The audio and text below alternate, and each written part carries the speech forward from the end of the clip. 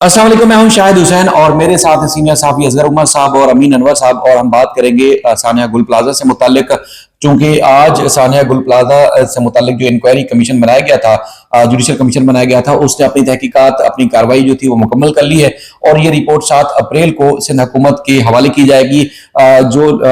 इसमें रजिस्ट्रार है judicial commission के इकबाल खट्टी, उन्होंने बाकायदा तौर पर खत लिख दिया है सेक्रेटरी कानून को और क्या आए और रिपोर्ट ले जाएं। रिपोर्ट में क्या कुछ हो सकता है और किस इदारे की क्या नाअहली है गुल प्लाजा को लेकर, या वैसे ओवरऑल कराची की जो तबाही और बर्बादी है उस हवाले से कोई भी सानिया होता है तो वो सानिया किसकी गफलत से पेश आता है, सारी चीजें आया हो सकती हैं इस रिपोर्ट के पब्लिक होने के बाद। लेकिन रिपोर्ट को पब्लिक करना है सूबाई हुकूमत ने, उनकी जिम्मेदारी है। तो क्या ऐसी चीज रह गई है जो अवाम ने जाननी है और क्या ऐसी चीज रह गई है जिनको जिम्मेदार करार दिया गया है? तो असगर भाई आप बताएं कि क्या ऐसी चीज है जो जुडिशल कमीशन के सामने आई हो, पब्लिक ना हुई हो और अब अवाम ख्वाहिश का इजहार करते हो कि वो चीजें छुप गई हैं और पब्लिक के सामने है और हुकूमत उस पर एक्शन भी ले और काम करती हुई नजर आए। देखिए, शायद ऐसी कोई चीज नहीं है जिससे कराची के अवाम या पाकिस्तान के अवाम ना जानते हों कि यहाँ काम करने का या सानेहात के मौके पर, हादसा के मौके पर काम करने का क्या तरीकाकार है। ये गुल प्लाजा की आग लगी है 17 जनवरी को, उसके बाद भी 5 जगह ये आग लग चुकी है। कैसे पहुंचते हैं, कब पहुंचते हैं, ये पूरा सिस्टम एक्सपोज हो चुका है। ये सिंध हुकूमत यहाँ तकसीम है 11, 22 में, फायर ब्रिगेड में, यहाँ फिर उसके बाद दूसरा स्ट्रक्चर है कि डिप्टी कमिश्नर क्या कर रहा है, पुलिस कैसे रास्ता पहुंचाती है, सिंध बिल्डिंग कंट्रोल अथॉरिटी क्या कर रही है। ये तमाम अदारे एक्सपोज हो चुके हैं। अब इनके बारे में अवाम को बताना नहीं है, क्या कार्रवाई की जाती है इनकी बेहतरी के लिए। अगर कोई ऐसी चीज है तो वो जरूरी है, वरना आप ये खुद देख लें कि सानिया गुल प्लाजा के पहले दिन जो सिविल अस्पताल में पहुंची हैं, सिर्फ 6 या 7 लाशें पहुंची हैं जी, जो इंटैक्ट थी, जो काबिल शनाख्त थी मुकम्मल। उसके बाद 66 अफराद की बाकियात मिली है।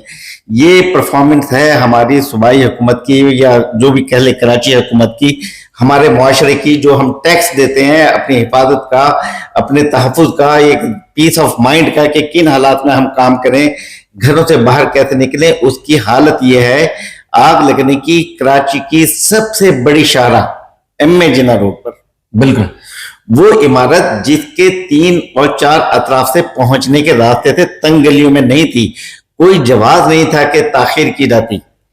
एक गाड़ी लाके फायर ब्रिगेड की, एक ड्रामेबाजी, शूटिंग, और ये जो कैमरे का ये फैशन चल गया है कि जी हम पहुंच गए और काम कर रहे हैं।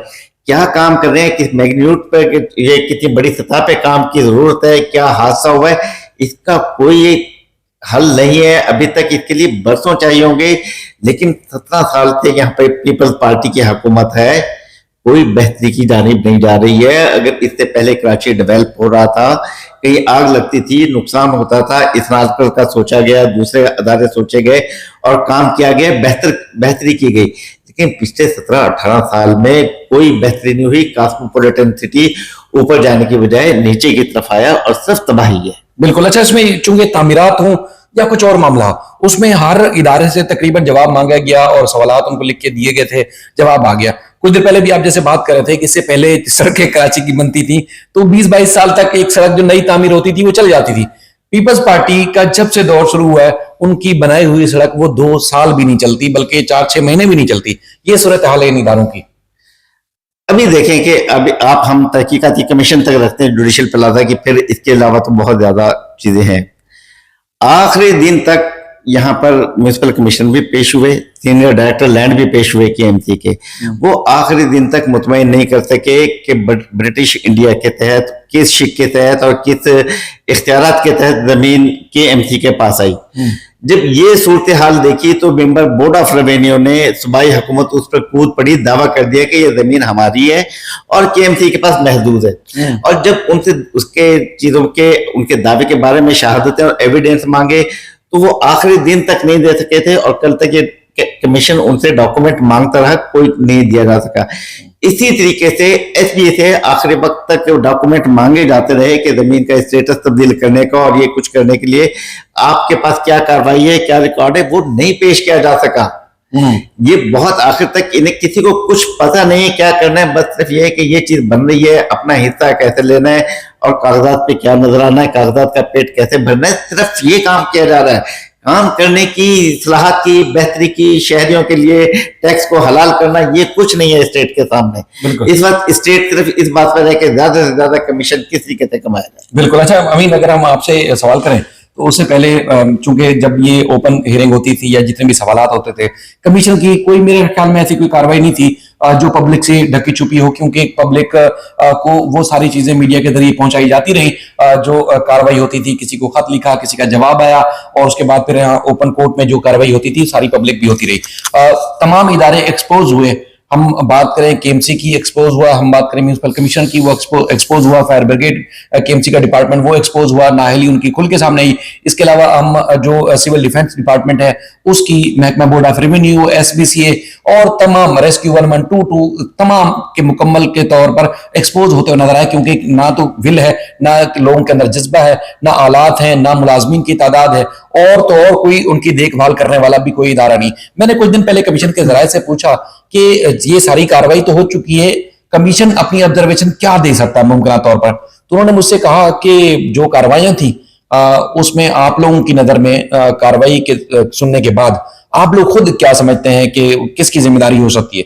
तो मैंने कहा सारी तमाम जो इदारे हैं वो नाअहल है, तमाम एक्सपोज हो चुके हैं, तो उन सब के ऊपर जो अगर कोई इदारा है तो सूबाई हुकूमत है, तो इस सारी नाअहली की जिम्मेदार पे सूबाई हुकूमत है। तो मुस्कुरा दिए जो हमारे सोर्सेस है। तो अब आप बताएं कि ये जो कार्रवाई है, बल्दिया फैक्ट्री की भी 260 अफराद जल के जाम हुए थे, उसके बाद भी जितनी आग लगाई गई, तो क्या कार्रवाई हुई, क्या पब्लिक समझेगी, क्या कुछ मजीद बेहतरी आ सकती है? जिम्मेदारों का तयन हो गया, सूबाई हुकूमत जिम्मेदार ठहरी, कौन जिम्मेदार ठहरे सारे मामले में? देखिए शाह, जैसे ही कार्रवाई का आगाज हुआ था तो आपने देखा होगा कि तमाम इदारों ने जो अपनी रिपोर्ट्स जमा कराई और जो बयानात दिए, उसमें आपको ये नहीं लगा कि हर एक इदारे ने अपने आप से बढ़ के अपनी कारकर्दगी बताई, लेकिन अमली तौर पे आपने देख लिया कि 7 दिन तक वहां मुसलसल आग लगी रही। जब सब कुछ जलकर राख हो गया तब वो आग बुझी, बिल्डिंग भी गिर गई, लेकिन उसके बावजूद यहाँ डेड बॉडीज निकालने के काम को ये रेस्क्यू का नाम देते हैं तो वो अलग बात है, लेकिन बुरी तरह एक्सपोज हुए ये तमाम इदारे, जिसमें आपका फायर ब्रिगेड है, आपका केएमसी है, आपका रेस्क्यू 1112 है। किसी एक इदारे ने भी कहीं भी अपनी रिपोर्ट में ना तो कोई दुखा इजहार किया कि इतने सारे लोगों की जानें चली गई, इतना बड़ा कारोबार तबाह हो गया, किसकी जिम्मेदारी थी, कोई कमांड एंड कंट्रोल। आपको पता है कि जो सबसे बड़ी बात जो इस कमीशन की कार्रवाई के दौरान नजर आई वो यही थी कि किसी एक इदारे के पास कोई, एक तो इदारों के दरमियान कोई कोऑर्डिनेशन नहीं था, हर इदारा जो है वो अपने अपने तौर पे काम कर रहा था। यहाँ पे केएमसी हो, फायर ब्रिगेड हो, रेस्क्यू 1112 हो, इसी तरह जो जिले इंतजामिया है और आपके जो फलाई इदारे हैं, डेड बॉडीज लेके जाना लेके आना, वो ये सब काम कर रहे थे ईदी छिपा। तो सबसे जो मेन चीज यही थी कि कोई इदारों के दरमियान कोऑर्डिनेशन नहीं थी, और कोई एक इदारा भी ऐसा नहीं है जिसने ये कहा हो कि उनकी ये जिम्मेदारी थी और वो इसमें कामयाब रहे। रिपोर्ट्स में तो सब कुछ अच्छा था, लेकिन अमली तौर पर आपने भी ऑब्जर्व किया, हमसे ज्यादा आपने इस साने की कवरेज किया। बिल्कुल, आप सिचुएशन को बेहतर तौर पर समझ सकते हैं कि किस कदर यहाँ पे गफलत और लापरवाही का मुजाहरा किया गया। मैंने तो बहुत सारी चीजें देखी कि टीवी पे कि 10-10, 15-15 मिनट के लाइव बीपर के लिए अफसरान खड़े रहे वहां पे टीवी मीडिया पर अपनी कारकर्दगी बताने के लिए, लेकिन अपने अमली तौर पर जो एक शहरी दानिश ने जो है उनकी तमाम कारकर्दगी एक्सपोज कर दी कि आलात होने के बावजूद, जैसे कि साफी बाबर सलीम ने भी कहा कि आलात और वसाइल होने के बावजूद वहां पे वो मूव नहीं किए गए, वहां पहुंचाए नहीं गए। एक फायर ब्रिगेड की जो मेन बड़ी गाड़ी थी वो वहां पे खराब हो गई, कई दिन तक वहां खड़ी रही। और हाँ बिल्कुल, और इसके साथ साथ आप गुल प्लाजा जो एसोसिएशन मैनेजमेंट है उसको भी बरी जिम्मा करार नहीं दिया जा सकता इस तमाम साने में, कि उनकी भी गफलत और लापरवाही जरूर सामने आई है कि अगर बर वक्त वहां से लोगों को निकाला जाता, कोई अनाउंसमेंट का कोई तरीकाकार होता, लोगों को गाइड करने वाले होते, तो फायर एंड सेफ्टी के आलात मौजूद होते और बर वक्त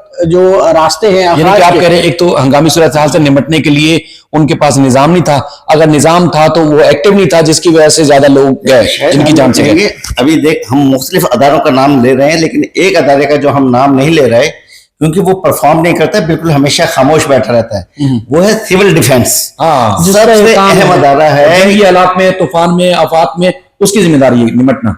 फौज दो पे लड़ती है, फौज सरहदों पर लड़ती है, और सिविल डिफेंस यहाँ इन हादसा से डबल आजमा होने के लिए मुआशरे की तरबियत करता है। ये जो हम कह रहे हैं कि इंतजामिया की गलती है और इंतजामिया के ऊपर जाएगा, जो उनके पास तो अगर भाई स्टाफ ही नहीं है, उनका ये कहना है कि वो इतने बड़े शहर में कमीशन की कार्रवाई के दौरान 2 अफसर तब्दील कर दिए गए। उन्हें कुछ समझ नहीं आ रहा था क्या कहें, क्योंकि उन्हें ये जरूरत नहीं कभी भी महसूस हुई कि वो कहीं जवाबदेह हों।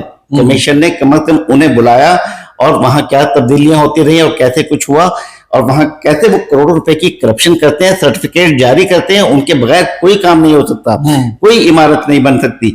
लेकिन उस अदारे का कराची के शहरी नाम भी नहीं जानते, और ये जो इमारतें हैं यहाँ उन्होंने आके कभी तरबियत नहीं की इस स्टाफ की। सिर्फ इसमें पॉजिटिव चीज एक है, हम ये देख रहे थे कि 11 22 के जो हेड आए, ग्रेड 22 के शायद वो मुलाजिम हो, वो तंज कर रहे थे उस दानिश पर जिसने 1 महीने की ट्रेनिंग ली थी, लेकिन उसके अंदर विल थी, उसकी ख्वाहिश थी, वो उसने 6 से 7 अफराद को निकाला सिर्फ एक सीढ़ी की मदद से। बिल्कुल। इसकी तरह हमने देखा कि एधी के जो रजाकार थे, ड्राइवर थे, वो गाड़ी को रैंप से ऊपर लेकर गए, धुएं पर लेकर गए, लेकिन कोई भी सरकारी मुलाजिम, वो सिविल डिफेंस का हो, 11 22 का हो या फायर ब्रिगेड का हो, वो बिल्डिंग के अंदर दाखिल होने की उनमें जुस्तजू, ख्वाहिश, बलबला, जोश, कमिटमेंट, खलूस कहीं भी नहीं। एक फायर टेंडर जो फायर फाइटर था उसकी शहादत जरूर हुई, लेकिन इसमें भी आप उनकी नाहली है, उनकी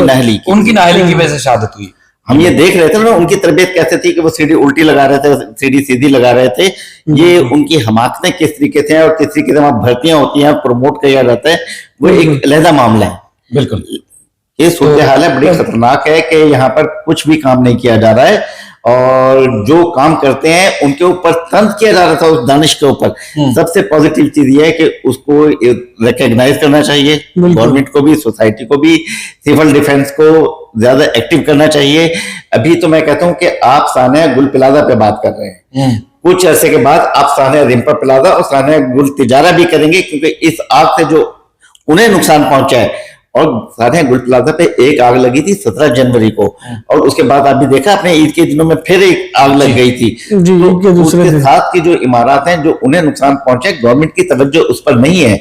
ये तो क्योंकि अवामी दबाव बहुत ज्यादा आया था, इसलिए सिंध हुकूमत ने रिक्वेस्ट की, और एक फैशन चलता है हमारे यहाँ, जो उस वक्त के गवर्नर साहब थे उन्होंने भी कहा कमीशन बना दें, और इन्होंने भी, और हुकूमत ने भी कहा कि कमीशन बना दें, क्योंकि अवामी दबाव आया था। अब देखते हैं कि इसकी रिपोर्ट को असगर भाई पब्लिक किया जाता है या नहीं, क्योंकि इससे पहले जो भी कमीशंस बने हैं उनकी रिपोर्ट्स को भी इसी तरह जो है वो एक सद खाने की नजर कर दिया जाता है। लेकिन इसमें हम समझते हैं कि सिंध हुकूमत को ये रिपोर्ट पब्लिक करनी चाहिए, और तमाम जो जिम्मेदार हैं उनका भी तयन करना बहुत जरूरी है, क्योंकि कमीशन का ये कहना है कि उन्होंने जो TORs है उसके मुताबिक अपनी जिम्मेदारी अदा की है, और TORs में ये शामिल था कि किन इदारों की गफलत और इसके जिम्मेदारों का भी तयन होना चाहिए। तो मैं ये समझता हूँ कि इन तमाम चीजों को जो है वो सूबाई हुकूमत कब तक पर्दा डालेगी इन इदारों पे, और अगर इनकी कारकर्दगी नहीं है तो इसमें तब्दीलियां की जाए, अगर इसमें को जदीद आलात से लैस करना है तो वो किया जाए, ताकि